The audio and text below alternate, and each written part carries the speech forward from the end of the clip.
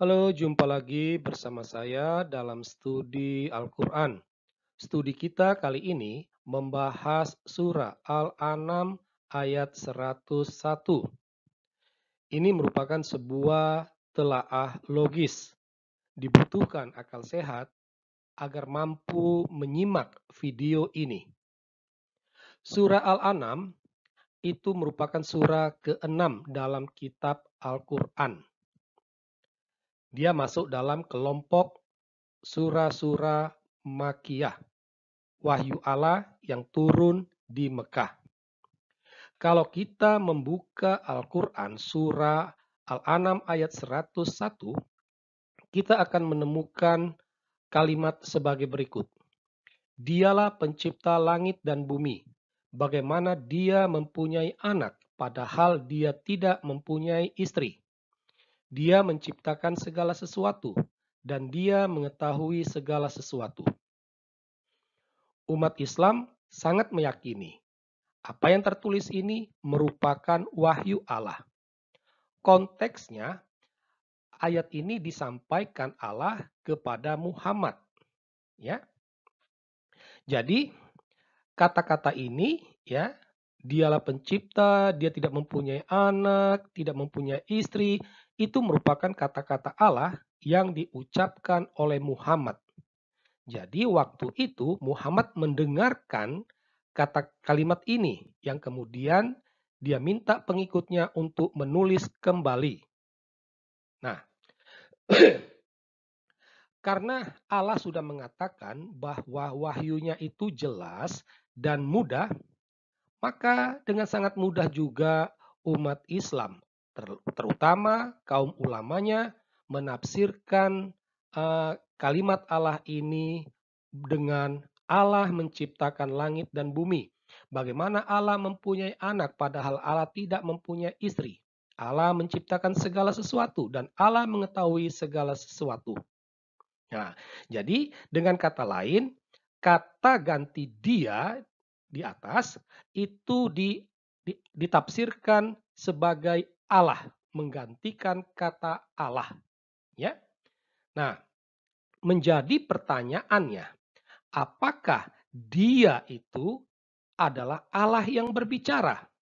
Nah, jadi kalau dia itu ditafsirkan sebagai Allah, apakah dia itu adalah Allah yang berbicara? Secara akal sehat, ya, secara ilmu linguistik, dia ini bukanlah Allah yang berbicara. Saya kasih perbandingan, ya, saya kasih perbandingan. Saya berkata, dia pergi ke Medan. Nah, pertanyaannya, yang pergi ke Medan itu saya atau dia? Nah, tentu bukan saya. Saya hanya mengucapkan dia yang pergi ke Medan. Dia dan saya itu merupakan dua entitas yang berbeda. Nah, kembali kepada topik kita, maka dia yang ada dalam Wahyu surah Al-An'am ayat 101 itu bukanlah Allah yang sedang berbicara kepada Muhammad. Ya.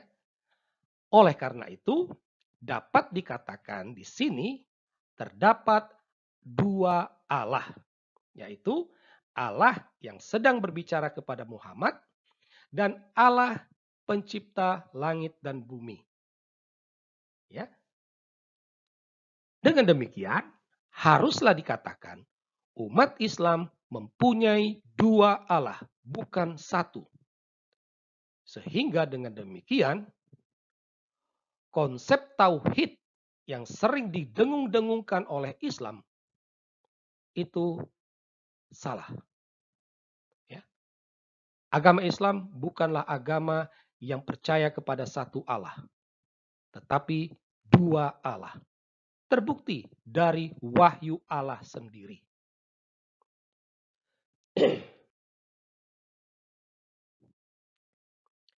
Nah, menghadapi persoalan di atas, Sering kali kita mendengar rasionalisasi yang dilontarkan oleh ulama Islam, ya. Namun sebelumnya harus dipahami apa itu rasionalisasi. Rasionalisasi adalah upaya tindakan membuat benar apa yang sebelumnya bisa dikatakan tidak benar. Nah, jadi pada intinya tidak benar, tetapi dibuat seolah-olah menjadi benar. Itulah rasionalisasi. Nah, apa rasionalisasi Islam sini? Mereka mengatakan bahwa kalimat Allah di atas tadi itu diucapkan oleh malaikat Jibril, ya. Jadi waktu itu surah Al-An'am ayat 101 ini konteksnya Jibril berbicara kepada Muhammad, ya. Dalam Islam Jibril itu dikenal sebagai utusan Allah. Sebagai utusan, Jibril menyampaikan pesan Allah, menyampaikan wahyu Allah. Gitu. Ya. Nah, jadi konteksnya sudah berubah. Bukan Allah yang berbicara kepada Muhammad, tetapi Jibril yang berbicara kepada Muhammad. Dan Jibril menyampaikan pesan, menyampaikan wahyu Allah.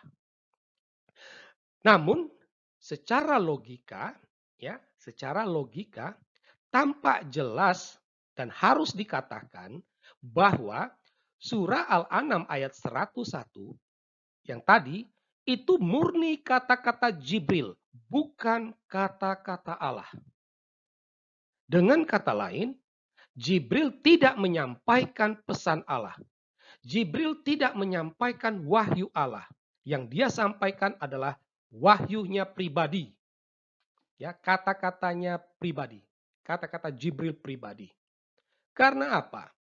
Karena jika Jibril menyampaikan pesan Allah, karena dia adalah utusan Allah, seharusnya Jibril berkata, Allah berfirman. Nah, harusnya diawali dengan frasa ini, Allah berfirman. Ya, dan diikuti dengan jika menggunakan kutipan langsung, maka harus dipakai kata ganti aku untuk Allah. Jadi Allah berfirman, aku adalah pencipta langit dan bumi. Ya, aku tidak mempunyai, bagaimana aku mempunyai anak. Atau kalau seandainya dia menggunakan kutipan tidak langsung, maka kata ganti yang digunakan adalah dia. Allah berfirman bahwa dialah pencipta langit dan bumi. Bagaimana mungkin dia mempunyai anak? Harusnya begitu. Tetapi kan faktanya tidak. Ya.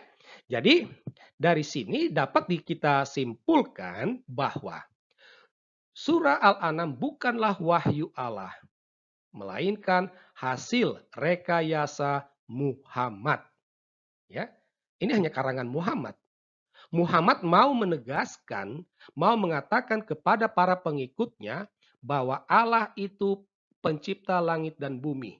Bahwa Allah tidak punya anak karena Allah tidak mempunyai istri. Ya. Nah, kata-kata Muhammad ini diletakkan di mulut Allah sehingga seolah-olah Allah lah yang menyampaikan itu. Maklum, pengikut Muhammad sebagaimana diketahui adalah orang buta huruf alias bodoh. Sehingga mudah saja ditipu, mudah saja dibodoh-bodohi. Nah, demikianlah kajian logis kita atas surah Al-An'am ayat 101. Semoga kajian ini mendatangkan pencerahan bagi Anda. Sekian dan terima kasih.